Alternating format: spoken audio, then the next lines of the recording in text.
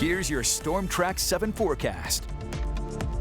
I'm Storm Track 7 meteorologist Danny Cass. It was a gorgeous way to end the weekend this weekend. It's going to get even better in terms of temperatures for tomorrow. For tonight, low temperatures won't be too shabby in the low to mid 30s with a mostly clear sky and with a light southwest wind about 5 to 10.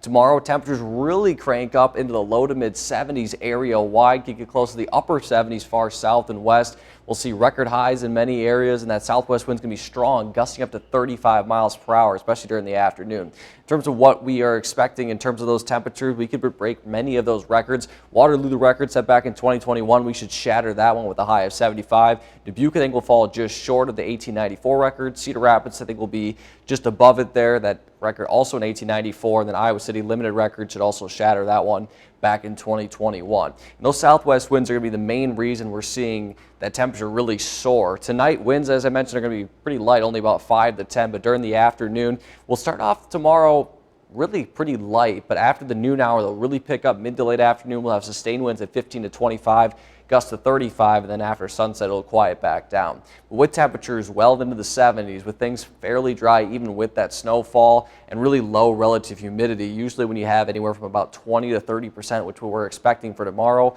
that's very kind of dangerous areas for dryness, especially with the winds and the warmth. So there is an elevated fire danger for Monday. No official warnings, red flag warnings, but we could see some elevated fire risks. So again, just please avoid burning if you can for tomorrow. Your city-by-city forecast for Waterloo, Dubuque, Cedar Rapids, and Iowa City. Tuesday, we'll have cooler air move in early during the morning hours and throughout the day, so we'll see things cool down for Tuesday. But then Wednesday, again, pretty nice. And even Tuesday, we're still feeling pretty nice.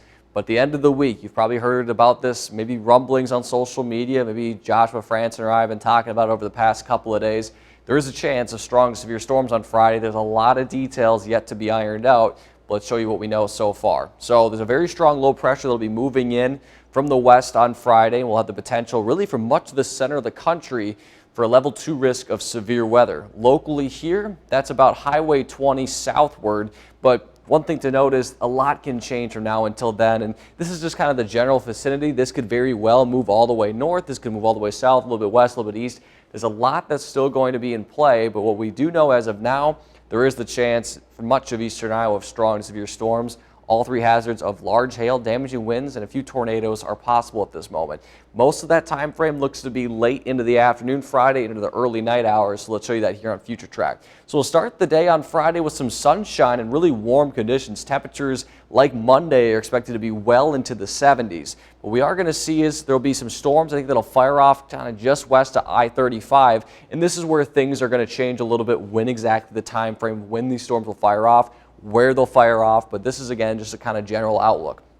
They'll fire off here mid to late afternoon, and then during the evening hours around sunset, start to see these move in and then continue to move through the area through the overnight hours.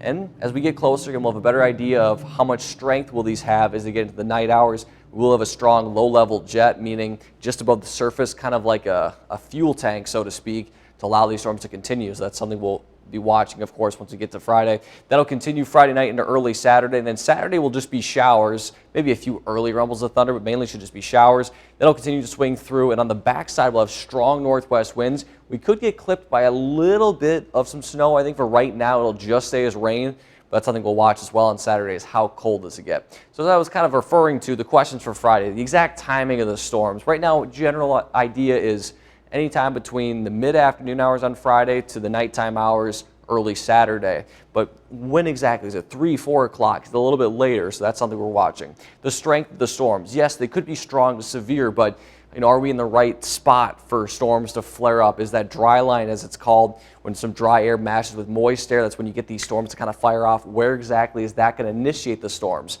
In the area of the strongest storms, kind of coinciding with one another. Where do these storms initiate? If they initiate earlier to the west, maybe they won't be as strong as by the time they get here. So that's what we're still trying to figure out here. But this is what will be hopefully answered for you by Friday. We'll stay up to date on the forecast and, of course, keep you posted on any changes or any new information we do find out. So as we go through the next few days, again, very windy tomorrow. Could see that elevated fire risk. Then Tuesday through Thursday, building back in that warmth and should be pretty pleasant, especially Wednesday and Thursday.